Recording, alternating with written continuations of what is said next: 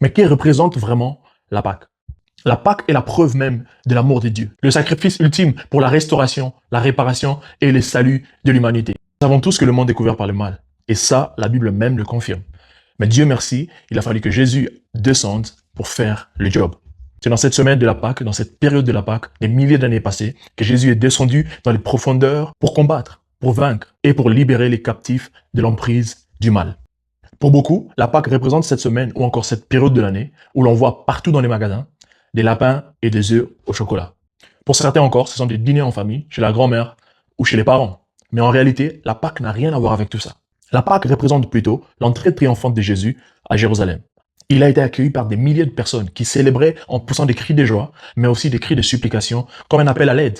Ils ont vu en Jésus le Messie qu'ils attendaient, le Sauveur qu'ils attendaient tous. Et ce jour-là, ils ont accueilli Jésus avec des branches de palmier qu'ils posaient tous par terre, ce qui symbolise aujourd'hui ce qu'on appelle les dimanches de Rameaux. La Pâque représente aussi le dernier repas de Jésus avec les disciples, où ils partagent ensemble le pain et le vin, qu'on appelle ici la Sainte Seine.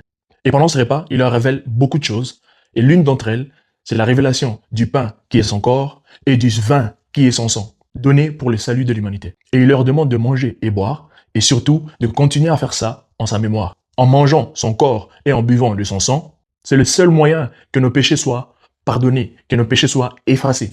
Voilà pourquoi aujourd'hui, nous prenons tous la communion. Tout le monde est éligible à prendre la communion. Tout le monde peut manger la communion. J'ai souvent entendu des choses comme quoi je ne peux pas prendre la communion parce que je ne suis pas baptisé.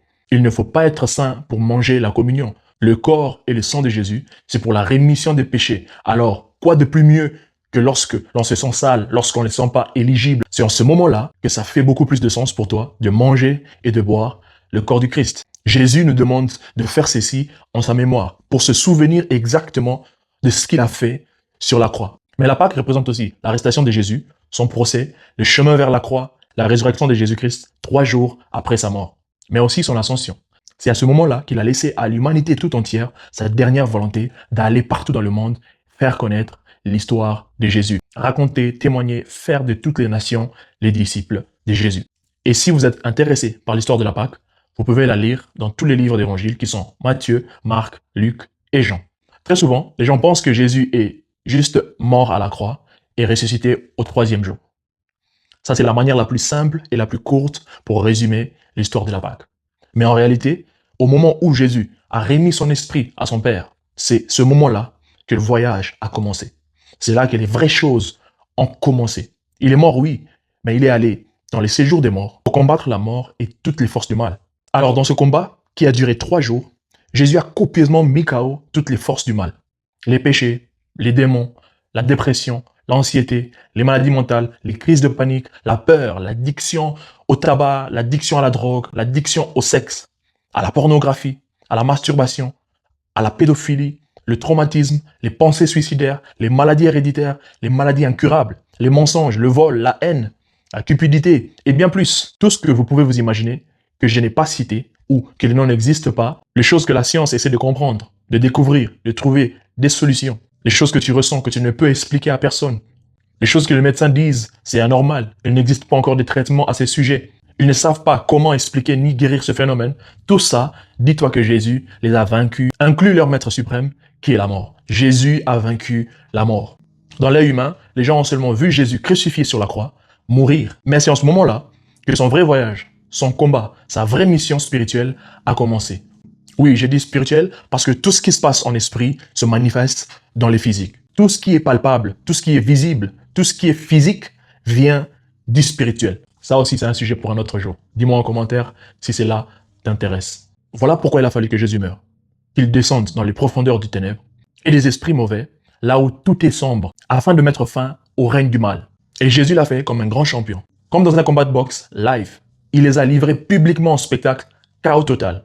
Je dis bien tous, rien et personne n'a résisté, ni même la mort. Parce qu'au final, Jésus est et reste le seul et l'unique à avoir vaincu la mort. Et lorsqu'il a fini le job, il est revenu en lui. Alors que les hommes, dans le physique, ont juste vu Jésus ressuscité 3 jours après la mort, mais en réalité, c'était beaucoup plus que ça. Alors c'est ainsi qu'aujourd'hui, la Pâque nous rappelle cette grande victoire de Jésus sur la mort. De ce grand show, de ce grand événement, de ce grand combat. La Ligue des Champions n'est pas un grand événement. La finale de la Coupe du Monde n'est pas un grand événement. Un combat de boxe Bacol et Joshua n'est pas un grand événement. Mais la Pâque, la mort et la résurrection de Jésus, ça, c'est un grand événement. Une démonstration de force et de puissance. Et tant qu'enfants de Dieu, la Pâque devrait nous rassurer, nous montrer quel genre de puissance nous avons en nous, quel genre de Dieu nous servons, quel genre de Dieu nous croyons. De sorte qu'aucune maladie, aucune situation, aucun traumatisme, aucun problème doit et devrait nous surpasser, nous submerger, nous mettre à terre. Parce qu'on a la capacité, la force, la puissance et la victoire en Jésus-Christ. Mais à cause de l'ignorance, nous sommes résignés à accepter les situations, à accepter les défaites, à accepter les problèmes et les réalités du monde, à trouver des excuses et des explications sur les choses qui nous arrivent. Normalement, la fête de Pâques devrait être célébrée par tout le monde. Un jour où tout être humain devrait normalement être content de célébrer cet événement. Je prends un exemple. Certains pays célèbrent l'indépendance ou l'abolition de l'esclavage, ce qui symbolise ici la liberté. Mais la Pâque est 1000 fois mieux que ça. Jésus a rendu libre l'humanité tout entière. Nous devons les célébrer, nous devons lui rendre les honneurs qu'il mérite. Dans ces pays où l'on célèbre l'indépendance ou encore l'abolition de l'esclavage, les gens se rassemblent, ils s'organisent, ils planifient, ils vont à la place de l'indépendance ou encore dans ces lieux commémoratifs, des grands événements, ces endroits mythiques qui symbolisent la victoire pour honorer ce qui a été fait, mais aussi pour honorer les personnes qui ont donné de leur vie, leur énergie, pour obtenir l'indépendance ou l'abolition de l'esclavage, par exemple. Mais pour honorer Jésus, pour honorer l'œuvre de la croix, pour célébrer Jésus. Il existe aussi un lieu, et ce lieu, c'est l'église. Cet endroit, c'est l'église. C'est à l'église que l'on se recueille, c'est à l'église que l'on fête la Pâque. La Pâque ne s'est faite pas dans la maison familiale, chez les grands-parents, qui ont caché quelques lapins au chocolat autour de la maison.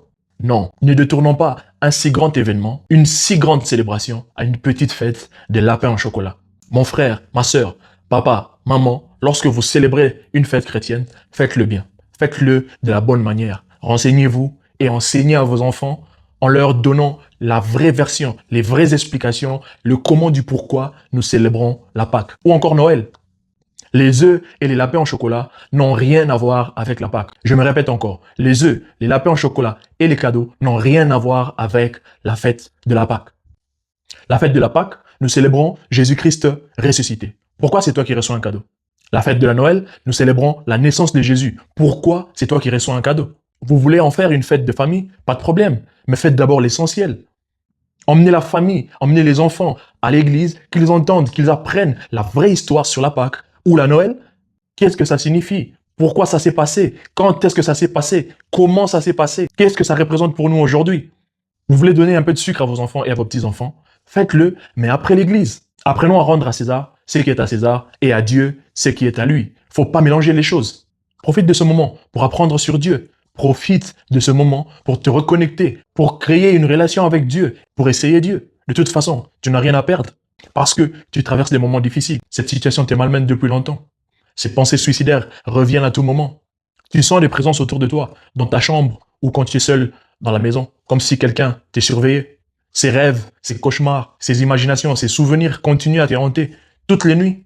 Peu importe ta situation, peu importe le nombre de problèmes, j'aimerais que tu saches que Jésus est capable de tout changer. Il a la solution à tout. Jésus adore les problèmes. Jésus adore les challenges. Jésus est toujours à la recherche des problèmes à résoudre, des gens à secourir. Profite de ce moment de Pâques. Viens à Jésus. Expose-lui ton problème. Expose-lui tes peurs. Expose-lui tes peines, tes douleurs, tes secrets, tes larmes, ta frustration, ta colère. Jésus n'attend que ça. Il est dit lui-même dans la Bible. Venez à moi, vous tous qui êtes chargés, fatigués, je vous donnerai du repos. Approche-toi de moi et je me rapprocherai de toi. Appelle-moi et je te répondrai. Je te montrerai les choses cachées, les choses que tu ne sais pas. Jésus a la solution dont tu as besoin. Depuis toujours, il est là. Il t'observe. Il attend que tu fasses appel à lui. Parce que Jésus ne s'impose pas à nous. Il vient en aide lorsqu'on fait appel à lui.